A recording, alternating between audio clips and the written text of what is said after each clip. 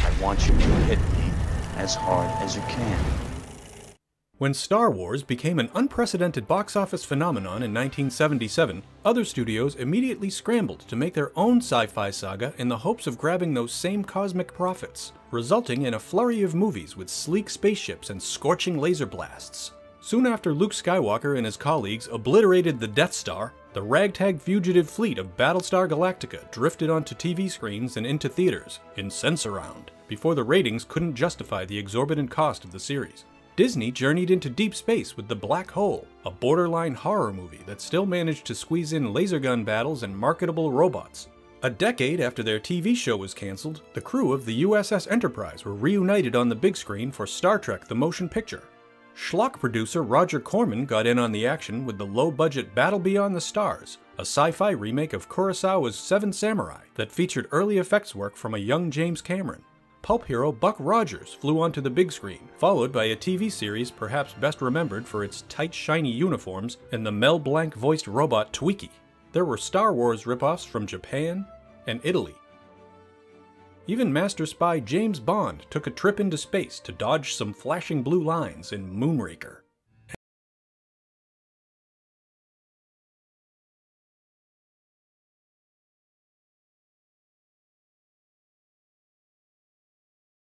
Already a household name by then, the iconic character had been around for decades and was George Lucas's primary inspiration for Star Wars. Flash Gordon, a handsome hero fighting galactic evil with swords and ray guns. Who wouldn't want to see that? Let's find out what the f*** happened to this movie.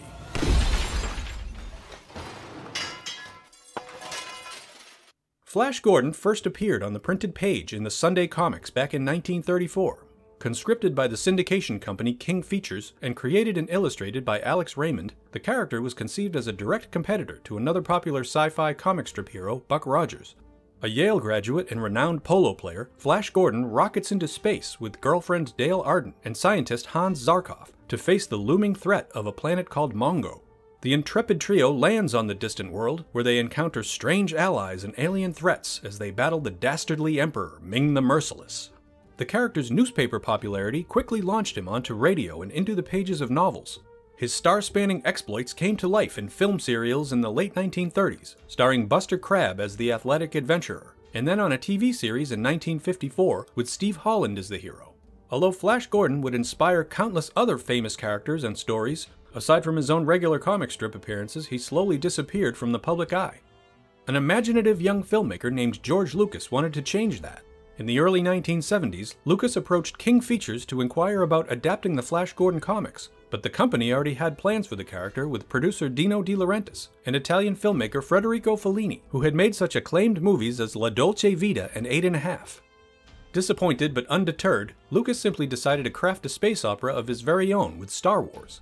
While he was also influenced by westerns and samurai films, Lucas's story of rebellious heroes facing an oppressive empire liberally dipped into the world of Flash Gordon, from the opening crawl of the serials to royal hairbuns from the comic strip. As an endless stream of moviegoers lined up around the block to witness a farm boy from Tatooine saving the galaxy, the success of Lucas's Flash Gordon variant prompted momentum on an actual Flash Gordon movie. Federico Fellini had already moved on, but Dino De Laurentiis still held the rights to the character and hired Nicholas Roeg to direct a Flash Gordon feature film. Roeg had previously directed the Julie Christie-Donald Sutherland thriller Don't Look Now, and also had some sci-fi experience from the existential David Bowie Starman drama The Man Who Fell to Earth. Together with Enter the Dragon writer Michael Allen, Roeg spent nearly a year on the script for Flash Gordon, while a team of artists worked on production designs. But as it would turn out, Roeg had strayed too far from the source material for De Laurentiis. Roeg's unorthodox interpretation was more intellectual and decidedly adult, with Ming claiming planets by wiping out everyone except for selected females, with whom he would then breed and repopulate the galaxy. Flash was conceived as a kind of metaphysical messiah. Roeg's whole concept had grandiose designs, but was completely lacking the expected comic strip aesthetics and energetic action that would make it an obvious pop culture sensation. De Laurentiis rejected Roeg's approach. He had been producing films for a long time in both Hollywood and Italy, including adaptations of comic material with Barbarella and Danger Diabolik, and he had a clear vision of what he wanted to see from Flash Gordon. At that point, Roeg decided he wouldn't stick around to be convinced of adhering to the producer's perspective. By now, it was early 1979, and Dino De Laurentiis still needed a director for a movie planned to go before cameras that summer. He then enlisted Mike Hodges, who he had already spoken with about directing an intended Flash Gordon sequel, and instead brought him in to helm the one that was currently in pre-production. Like Rogue, Hodges was an unusual choice. Best known for the Michael Caine crime thriller Get Carter, his only science fiction background was an adaptation of Michael Crichton's novel The Terminal Man, with George Segal as a scientist who becomes violent after implanting computer technology in his brain. Hodges had departed the horror sequel Damien Omen 2 after a few weeks of filming, due to irreconcilable differences with the producers, and he was still rebounding. He agreed to take the reins of Flash Gordon, not knowing quite what he would be in for. Gil Taylor, who conveniently was also George Lucas's cinematographer on Star Wars, would serve as director of photography when Flash Gordon shot on a variety of London soundstages. For a new draft of the script, De Laurentiis called on writer Lorenzo Semple Jr., who had already worked for him on 3 Days of the Condor and his 1976 remake of King Kong. Semple was also experienced in adapting comics, having developed and written for the 1960s Adam West Batman TV series, and he wanted to apply a similar sensibility to Flash Gordon. The movie was never intended to be anything but fun. Now De Laurentiis just needed a leading man to save every one of us. Initially, he approached Kurt Russell, who found the character too shallow. Russell would soon establish himself in more grounded sci-fi with The Thing and Escape from New York. Arnold Schwarzenegger also pursued the role, but was kept from contention due to his thick accent. Just a couple of years later, De Laurentiis gave the Austrian strongman his breakthrough role with Conan the Barbarian. Sam Jones had an unconventional path to his audition. Apparently, Dino's mother-in-law had seen Jones as a contestant on The Dating Game and suggested him for the part of Flash Gordon. Jones was a former Marine who had wanted to become a pro football player, but instead ended up doing some modeling and TV commercials before landing a small role in the Blake Edwards romantic comedy 10. After an initial interview with De Laurentiis in Hollywood, Jones was flown to London for hair dye, costume fittings, workouts, and rehearsals to play Flash, now modernized from polo player to star quarterback for the New York Jets, complete with his own branded t-shirt. For Flash's love interest, Dale Arden, De Laurentiis had auditioned dozens of actresses before selecting Dale Haddon, a former model who had just starred with Nick Nolte in North Dallas 40. But mere days before filming started, De Laurentiis had a change of heart and instead contacted Melody Anderson, who had also auditioned but had since moved on. Anderson was reluctant but gave in to the producer's persistence, and over the course of a weekend, she found herself in London, zooming through screen tests, hair color, and wardrobe to make her future debut on the expensive production. To play Dr. Hans Zarkov, De Laurentiis couldn't choose between Fiddler on the Roof star Topple and screen tough guy Warren Oates of movies like The Wild Bunch and Bring Me the Head of Alfredo Garcia. According to Flash Gordon's assistant director Brian Cook, Dino flipped a coin to make the decision, and Topple came up heads. For Mongo's megalomaniac Ming the Merciless, De Laurentiis went to veteran actor Max von Sydow, who had appeared in the producer's thriller 3 Days of the Condor and his drama Hurricane. Like De Laurentiis, von Sydow had been a fan of the Flash Gordon comic as a young man, and he clearly savored the opportunity to play the space tyrant. Director Mike Hodges later said he had never seen an actor have such a good time playing a role. The cast was rounded out with talented players. British TV regular Peter Wyngarde, who helped inspire the Mike Myers character Austin Powers, would wear the metal mask of Clytus, Ming's insidious chief of security. Italian actress Ornella Muti was chosen to play Ming's daughter, the devious and perpetually horny Princess Aura. Actor Brian Blessed had coveted and ultimately landed the part of Prince Vultan, the boisterous ruler of the winged Hawkmen. Respected theater actor Timothy Dalton, pre-007, would play Prince Baron, the noble leader of the forest-dwelling Arborean people.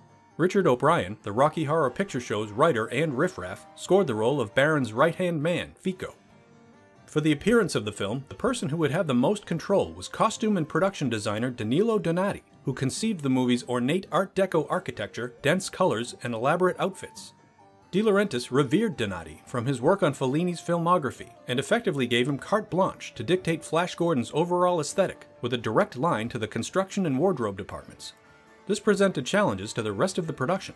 For one, Donati didn't speak English, and for another, both Hodges and Semple later said that he refused to read the script. Donati would either base his designs on the original comic strips or from whatever his imagination would randomly conjure.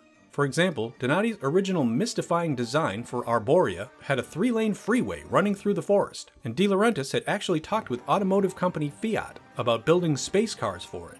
Hodges managed to shut down that idea before it could be realized, but at another point, the Arborea set was populated with pink trees before cinematographer Gil Taylor insisted they change it to a more standard color for wood. The finished forest set was so dense with trees that the director had difficulty figuring out where to place the cameras. Hodges later stated that Donati seemed to design sets mainly for his own personal enjoyment, and apparently got his way most of the time thanks to his platinum status in the eyes of De Laurentiis. While Donati's costumes were extravagant, not all of them were especially functional. Peter Wyngarde discovered he needed to employ ventriloquism techniques for projecting his voice in order to be comprehensible through his mask, and the Clytus costume was so heavy that he needed to be physically propped up for many scenes. Anderson said that the black gown she wore for the wedding ceremony weighed more than 50 pounds, and the wings of the Hawkman were so rigid that during downtime, the actors had to lie on their stomachs because they couldn't sit. A perch was built for actor Brian Blessed to rest on, prompting bird jokes from the crew. Top will go, pretty polly, bugger off! For such a costly production, perhaps the biggest surprise is how much was improvised. This place is a lunatic asylum. Hodges never really knew what sets or costumes would be fabricated and presented, largely because of Donati's creative authority and a lack of communication between a crew that was half English and half Italian. While the framework and dialogue of Semple's script was used, the director and cast essentially figured out what they were going to shoot each day. Over a 2-year period on Flash Gordon, production illustrator Mentor Hubner estimated that he had drawn over 2,000 storyboards while the script constantly changed. But Hodges later admitted that he couldn't really use storyboards for reference, because almost any level of planning was virtually impossible under the circumstances.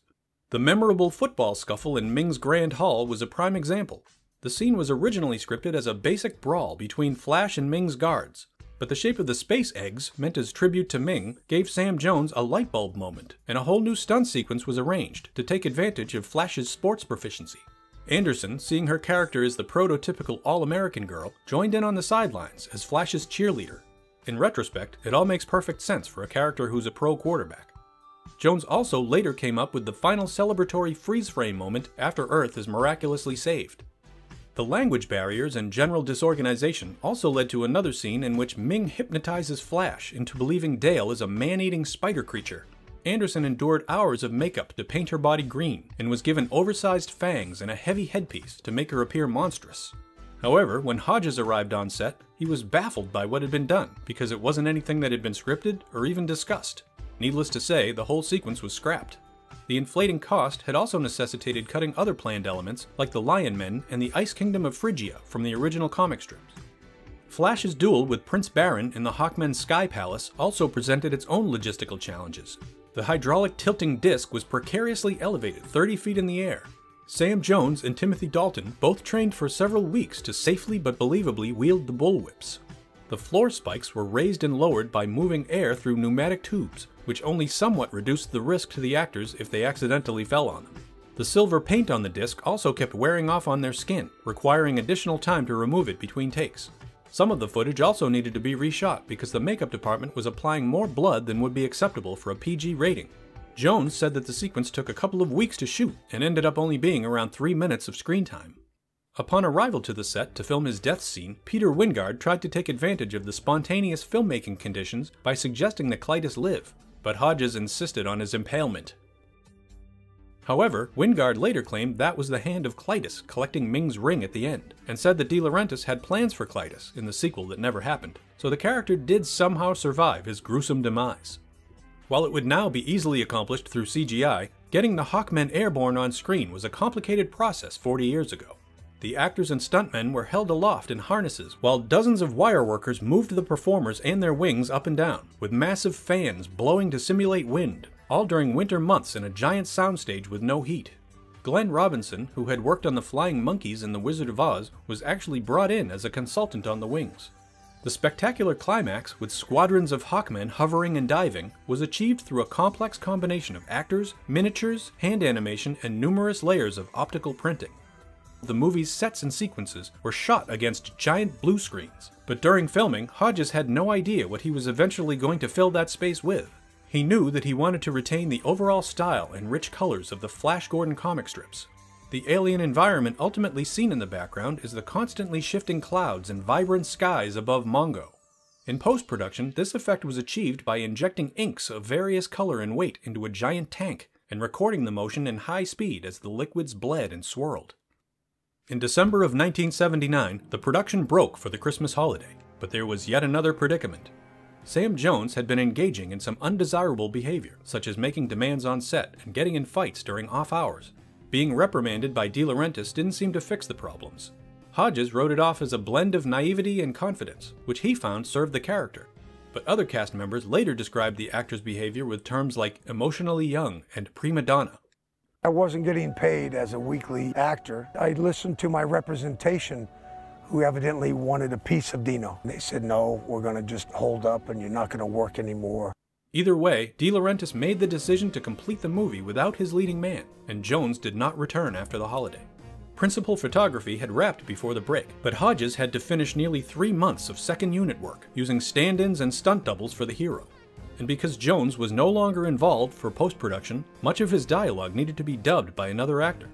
While it's never been confirmed, allegedly the dialogue was performed by longtime British actor Peter Marinker, who has since provided his voice to movies like Labyrinth and video games like Dark Souls and The Witcher. One of the most essential components of the movie was the driving score and unforgettable title song by rock legends Queen. A rock underscore for a major movie had never been done before by a prominent band, but interestingly enough, Hodges was actually hoping to get Pink Floyd to perform the soundtrack and even played their music on set while filming. De Laurentiis was somehow unfamiliar with Queen, even though they were at the height of their popularity, but he was convinced to commission them for the score, giving them and composer Howard Blake creative license as long as the result served the movie. Queen is now inextricably associated with the character and film. It's almost inconceivable to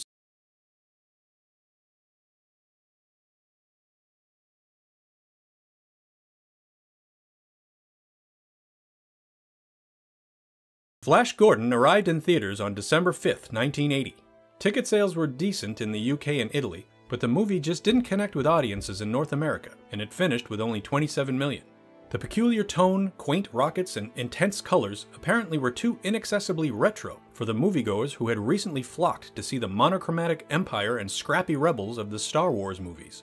An accurate final budget of the film seems difficult to pin down, alternately quoted as anywhere from 25 million to 40 million, a larger figure than that summer's The Empire Strikes Back. Whatever the actual cost, Flash Gordon was not going to become the next Star Wars. Dino De Laurentiis had wanted to make a serious outer space epic. He even tried again a few years later with the more expensive David Lynch adaptation of Dune, which also disappointed at the box office. But Flash Gordon can only be described as camp. No!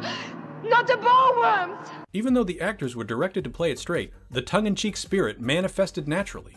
It's difficult to take a movie too seriously when it begins with the villain's sinister attack on Earth delivered by a device that could have been from Wile E. Coyote's Acme catalog. Hodges once compared the movie to a souffle. The result is delicious, but it takes a light touch to make. Thanks to the growth of home video and endless airings on TV and cable, over the years, Flash Gordon became a cult classic to viewers who enjoy the magnificent sets and practical effects, adore the infectious energy and earnest absurdity, Flying blind on a rocket cycle. and appreciate the sly undercurrent of sexual innuendo that permeates the film. The movie counts filmmakers like Edgar Wright and Robert Rodriguez among its admirers, while comic artist Alex Ross is a self-proclaimed superfan who has painted numerous Flash Gordon illustrations. But the role never rocketed star Sam Jones to A-list status. In fact, he was nominated for a Razzie Award for Flash Gordon. He did find steady work in low-budget features and TV roles, including a rejected pilot for Will Eisner's comic hero The Spirit. But the major Hollywood opportunities weren't coming his way, undoubtedly the fallout from playing hardball and engaging in litigation with a powerful producer. He ultimately reconciled with De Laurentiis years later, but the damage to his career was done. Eventually the offers disappeared, so with 5 kids to feed, he put his former military training to use and began working for a private security firm in San Diego, also making time to attend conventions and meet the fans of the virtuous hero he brought to life. Like a number of filmmakers from his generation, Seth MacFarlane was a major fan of Flash Gordon in his youth. While making his live-action directing debut with the R-rated comedy Ted, he contacted Jones about playing an exaggerated version of himself to party with Mark Wahlberg's Flash fanatic. The movie was a smash success, thrusting both Sam Jones and Flash Gordon back into the spotlight. Gordon's alive! But beyond that, Flash Gordon still hasn't found the attention that the classic character deserves. Filmation's satisfying cartoon series hit the airwaves before the movie in 1979, but the 1996 animated series, which turned Ming into a reptile, left plenty to be desired, as did the Sci-Fi Channel's cheap live-action series in 2007. And the newspaper comic that first launched the character ended publication in 2003. Over the years, plans for another live-action adaptation have crossed the desk of directors Ridley Scott, Stephen Sommers, Breck Eisner, Matthew Vaughn, and most recently, Overlord director Julius Avery, while Taika Waititi is attached to an animated Flash Gordon movie. The treasured 1980 Flash Gordon feature is getting a glorious 4K upgrade for its 40th anniversary. It remains to be seen if the interstellar hero will ever have another adventure on the big screen. But until then, we'll always have... Flash!